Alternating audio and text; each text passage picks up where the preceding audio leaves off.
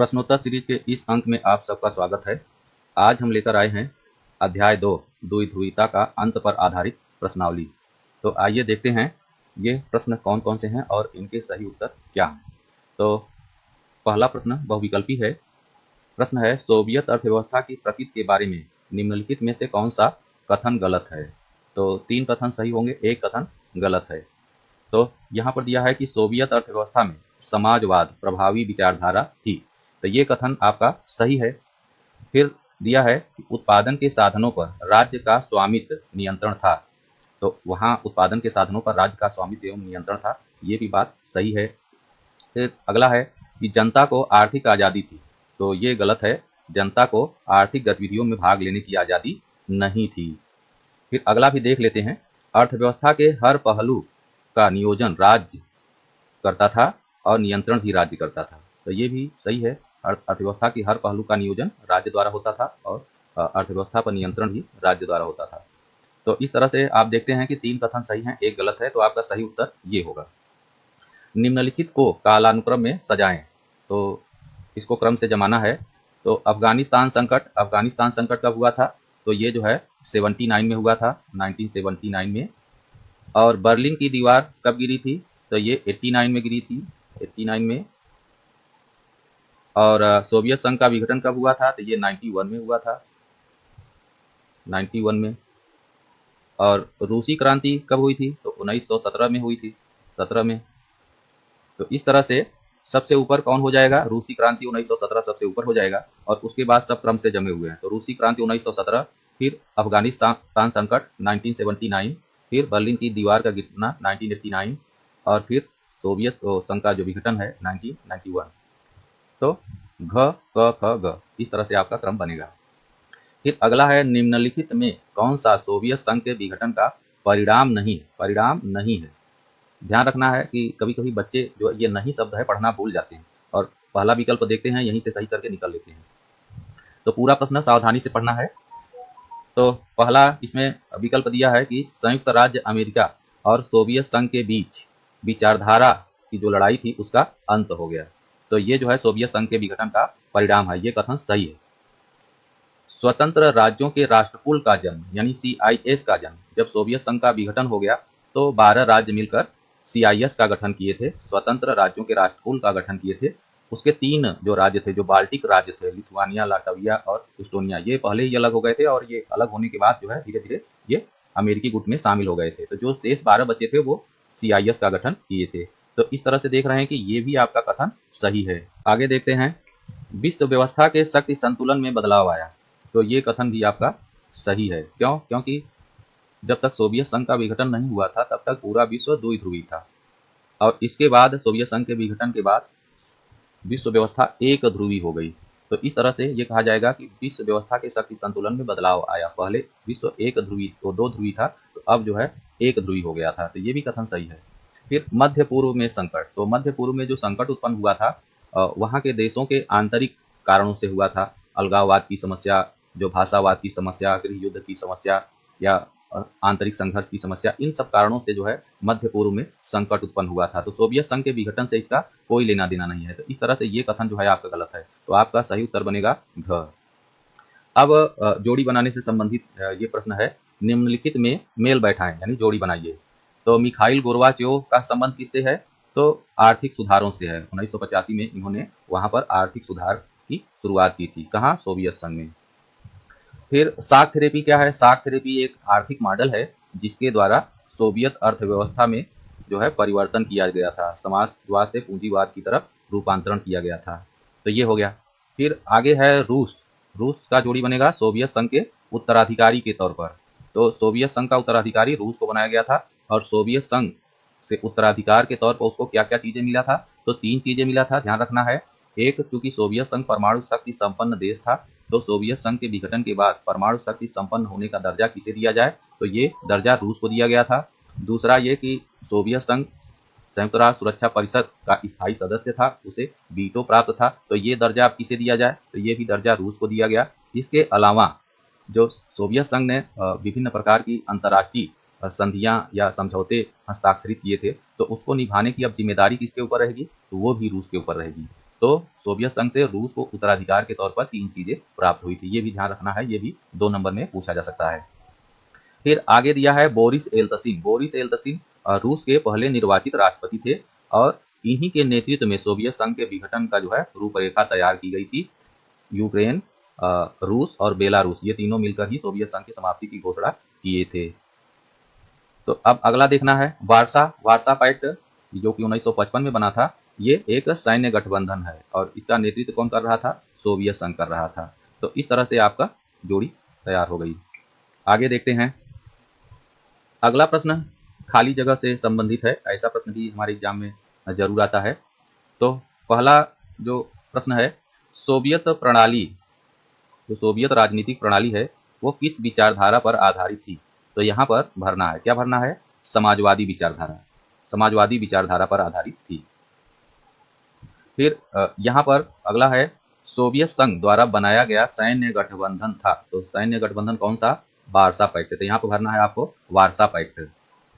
फिर ग में दिया है कि किस पार्टी का सोवियत राजनीतिक व्यवस्था में दबदबा था? तो साम्यवादी पार्टी या फिर कम्युनिस्ट पार्टी का सोवियत राजनीतिक व्यवस्था में दबदबा था? तो यहाँ कम्युनिस्ट पार्टी आ जाएगा, साम्यवादी पार्टी। अब यहाँ पर दिया है कि ने 1985 में सोवियत संघ में सुधारों की शुरुआत की थी। तो सोवियत संघ में सुधारों की शुरुआत कौन किए थे? तो मिखाइल गोर्बाचेव। तो यहाँ पर मिखाइल गोर्बाचेव आ जाएगा। अब फिर यहाँ पर दिया है अगले में कि का गिरना शीत युद्ध के अंत का प्रतीक था। तो यहाँ आ जाएगा बर्लिन की दीवार का गिरना शीत युद्ध के अंत का प्रतीक था। तो ये आपका हो जाएगा। अब इसके बाद दिया है दीर्घ उत्तरी में या लघु उत्तरी में 3-4 नंबर में ये पूछे जा सकते हैं प्रश्न। सोवियत अर्थव्यवस्था को किसी पूंजीवादी देश जैसे संयुक्त राज्य अमेरिका की अर्थव्यवस्था से अंतर करने वाली किन्हीं 3 विशेषताओं का जिक्र कीजिए। तो इस पर हमने अलग से वीडियो बनाया है, आप उसको देख सकते हैं। स्पेशली रूप से इसी प्रश्न पर हमने एक वीडियो बनाया हुआ है। तो आपको बताना है यहाँ, जल्दी जल्दी बता देते हैं कि जो सोवियत की अर्थव्यवस्था थी वो समाजवादी विचारधारा पर आधारित थी और अमेरिका की जो अर्थव्यवस्था थी पूंजीवादी विचारधारा पर आधारित थी। तो जो सोवियत अर्थव्यवस्था है या जो समाजवादी अर्थव्यवस्था है उसमें उत्पादन के साधनों पर राज्य का नियंत्रण रहता है और जो पूंजीवादी व्यवस्था होती है, जो अमेरिका की व्यवस्था है, उसमें उत्पादन के साधनों पर प्राइवेट लोगों का, निजी लोगों का नियंत्रण रहता है। और ये जो सोवियत अर्थव्यवस्था है या जो समाजवादी अर्थव्यवस्था है, ये जो है सामाजिक कल्याण को ध्यान में रख के जो है अर्थव्यवस्था को अपना गति देता है। और यहाँ पर जो प्राइवेट लोग होते हैं, जो निजी लोग होते हैं, वो व्यक्तिगत लाभ के लिए अर्थव्यवस्था को आगे बढ़ाने का प्रयास करते हैं। यहाँ पर बताना है कि जो सोवियत अर्थव्यवस्था है, यहाँ वस्तुओं के मूल्य का निर्धारण सरकार करती है और यहाँ पर मूल्य का निर्धारण यानी वस्तुओं के मूल्य का निर्धारण बाजार करता है।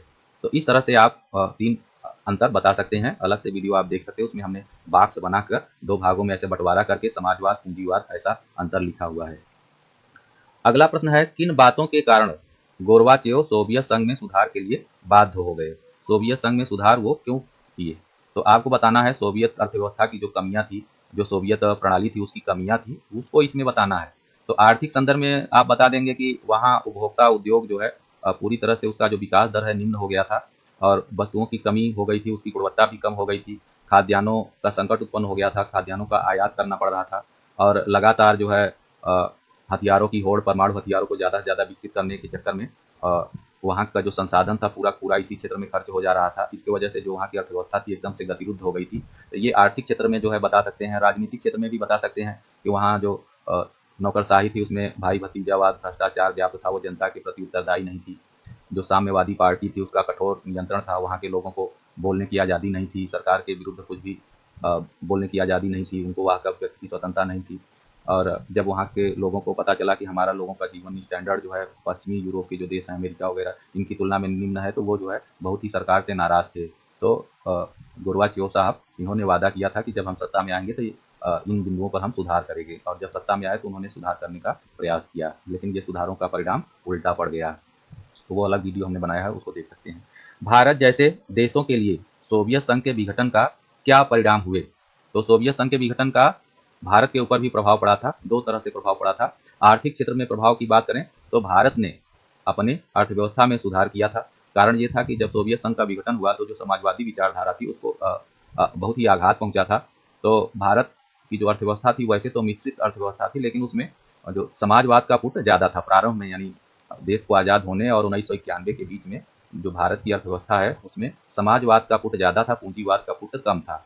लेकिन यहाँ पर सोवियत संघ के विघटन के बाद जब समाजवादी विचारधारा को आघात पहुंचा तो भारत ने क्या किया कि अपनी अर्थव्यवस्था को उलट दिया। यानी अभी तक जो समाजवाद का पुट ज़्यादा था, अब उसको पूंजीवाद का पुट ज़्यादा कर दिया, समाजवाद का पुट कम कर दिया। भारत ने इसी समय एलपीजी नीति अपनाई, लिबरलाइजेशन, ग्लोबलाइजेशन, प्राइवेटाइजेशन, उदारीकरण, वैश्वीकरण और निजीकरण। इस समय भारत के प्रधानमंत्री नरसिंह राव जी हुआ करते थे और वित्त मंत्री डॉक्टर मनमोहन सिंह जी हुआ करते थे। तो इन्हीं के नेतृत्व में ये परिवर्तन किया गया था। इसके अलावा राजनीतिक क्षेत्र में भी परिवर्तन देखने को मिला था। 1971 में हमने सोवियत संघ के साथ 20 वर्षीय मैत्री समझौता किया था। तो 1991 में ये मैत्री समझौता पूरा हो गया था। तो अब हमारे सामने नए समीकरण तैयार करने के लिए विकल्प थे। तो हमने सोवियत संघ को नज़रअंदाज नहीं किया, रूस को नज़रअंदाज नहीं किया, लेकिन साथ-साथ अमेरिका से भी हम संबंध सुधारने की दिशा में आगे बढ़ना शुरू हो गए और धीरे-धीरे अमेरिका से संबंध हमारे सुधरते चले गए। तो ये 2 तरह के बदलाव देखने को मिले हैं। फिर अगला प्रश्न है शाक थेरेपी क्या थी? शाक थेरेपी क्या थी? तो शाक थेरेपी यह एक आर्थिक मॉडल था जिसे सोवियत संघ ने 1990 में अपनाया था और किसके सुझाव पर अपनाया था? अंतर्राष्ट्रीय मुद्रा कोष और विश्व बैंक के सुझाव पर। और इसके द्वारा किया क्या गया था? इसके द्वारा सोवियत अर्थव्यवस्था को समाजवाद से पूंजीवाद की तरफ रूपांतरित किया गया था। फिर आगे प्रश्न में दिया है कि क्या साम्यवाद से पूंजीवाद की तरफ संक्रमण का ये सबसे बेहतर तरीका था? तो आपको बताना है नहीं, ये बेहतर तरीका नहीं था। क्यों? क्यों? इसके पीछे कारण आप बताएंगे। इसके वजह से वहाँ की अर्थव्यवस्था में ढेर सारी समस्याएं देखने को मिली थी। वहाँ का जो आर्थिक ढांचा था पूरी तरह से चरमरा गया था। वहाँ का औद्योगिक जो राजनियंत्रित औद्योगिक ढांचा था वो पूरी तरह से बिखर गया था। वहाँ की जो कंपनियां थी वो प्राइवेट लोगों को औने पौने दामों में बेच दिया गया था। इसके अलावा आप बताएंगे कि वहाँ पर जो आम नागरिकों को खाद्य सुरक्षा प्रदान की गई थी वो समाप्त कर दी गई थी, जिसके कारण वहाँ पर लोगों को दिक्कतों का सामना करना पड़ा था, आर्थिक असमानता बढ़ी थी। इसके अलावा बता सकते हैं कि वहाँ की जो मुद्रा है रूबल, उसके मूल्य में तेजी से गिरावट आई, जिसकी वजह से महंगाई बढ़ गई थी। वो आम लोगों को अपनी रोजमर्रा की चीज़ों को खरीदने में भी दिक्कत जा रही थी। तो इस तरह की जो समस्याएं थी उसके कारण हम कह सकते हैं कि ये साम्यवाद से पूंजीवाद के संक्रमण का ये बेहतर तरीका नहीं था। तो बेहतर तरीका क्या हो सकता है? बेहतर तरीका ये हो सकता है कि ये जो संक्रमण किया गया है ये एकाएक न करके धीरे धीरे करना चाहिए था। तो वहाँ की अर्थव्यवस्था जो साम्यवादी थी उसको पूंजीवाद में धीरे धीरे रूपांतरित करना चाहिए था, जैसा कि चीन ने किया था। अब ये अगला प्रश्न है, निम्नलिखित कथन के पक्ष या विपक्ष में एक लेख लिखें। यानी पक्ष में भी आप लिख सकते हैं, विपक्ष में भी लिख सकते हैं, लेकिन जिस पक्ष में आपके पास तर्क अच्छे हों, तथ्य अच्छे हों, उसी पक्ष में हमको लिखना है।